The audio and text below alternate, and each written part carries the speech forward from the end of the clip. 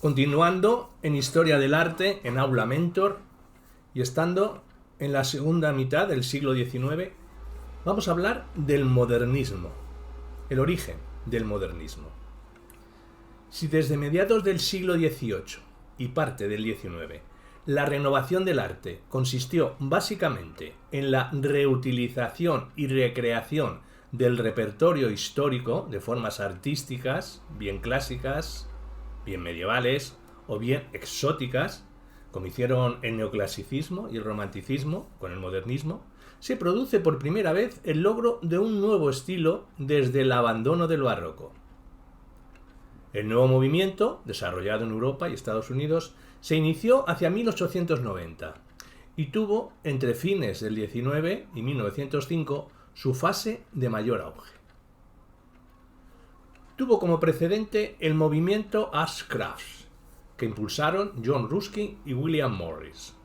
Pero también recibe la influencia de la arquitectura e ingeniería del hierro, del arte japonés, de los prerrafaelistas, el impresionismo y el simbolismo.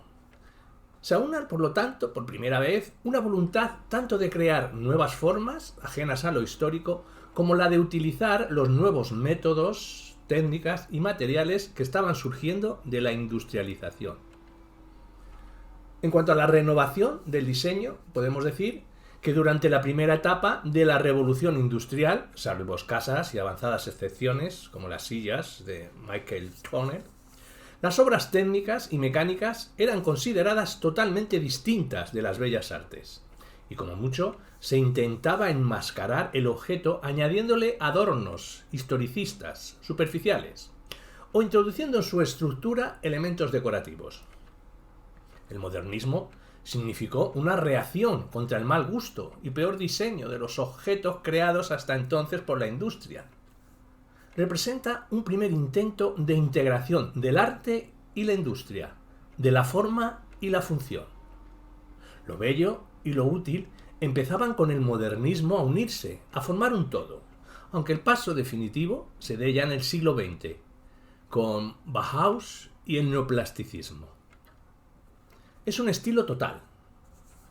El modernismo en Francia se llamó Art Nouveau, nombre de una tienda abierta en 1896. En Alemania se llamó Hundeslin, juventud.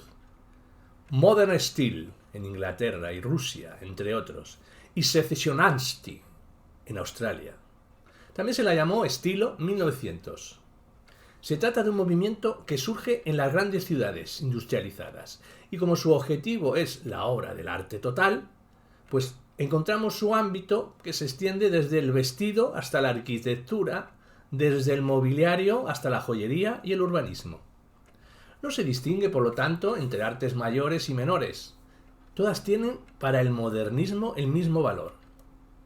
El artista que hasta entonces se había aplicado a crear cuadros, edificios, esculturas, por separado, con el modernismo, empieza a tener una visión global del mundo de las formas como algo único e indivisible. De las variantes modernistas diremos que el modernismo consigue alejarse totalmente de los estilos históricos y lograr por primera vez en el arte contemporáneo la unión creativa de forma, belleza y función, utilidad, de lo decorativo y lo estructural, si bien la ornamentación tendrá siempre un gran protagonismo. Desde el punto de vista de la forma, existieron dos ramas de evolución en el desarrollo del modernismo. Por un lado, la inspirada en la curva de las formas naturales, de lo vegetal y floral, que se desarrolló sobre todo en Bélgica, Francia y España. Y por otro lado, la línea que tomó lo geométrico rectilíneo como base del trabajo artístico, nombrando Inglaterra, Escocia y Alemania principalmente. En España, el modernismo destacó sobre todo en Cataluña, con Antonio Gaudí, Domènech, Muntaner y Puig, Cadafalch como grandes artistas. Es un arte vital. El modernismo fue un estilo basado en la línea, pero una línea que surge de las formas naturales y que invade todo el objeto artístico. Si el modernismo aparece primeramente en obras de pequeño formato o en piezas de cerámica, acabará por llegar a la arquitectura.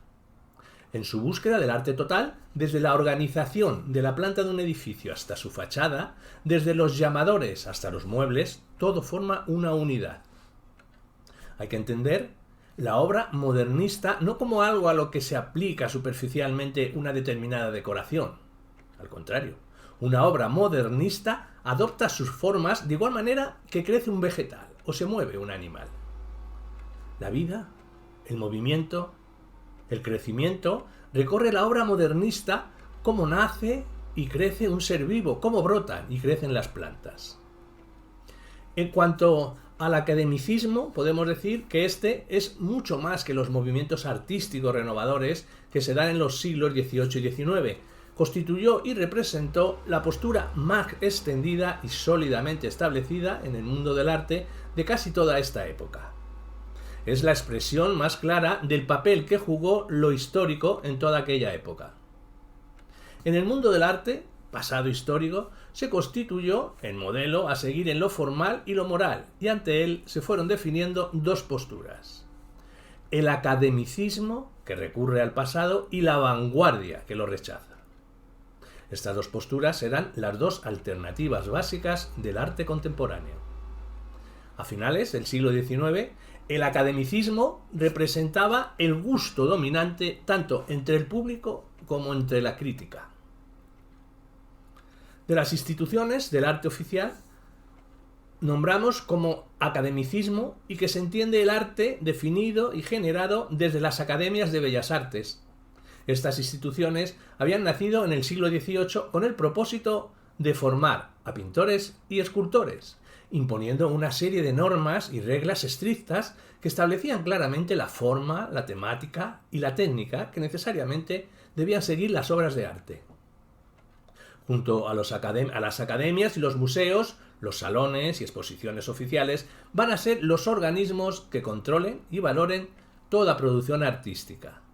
Ser admitido en una exposición oficial era un paso obligado de cualquier artista hacia su consagración. En cuanto al academicismo y la pintura de historia, diremos que esta fue, por lo tanto, la representación más evidente del arte, ligada a las instituciones del poder. Aunque tuvo diversas manifestaciones, su finalidad principal fue la de conmemorar hechos considerados importantes o gloriosos en la historia nacional, dando lugar al género que se llamó pintura de historia.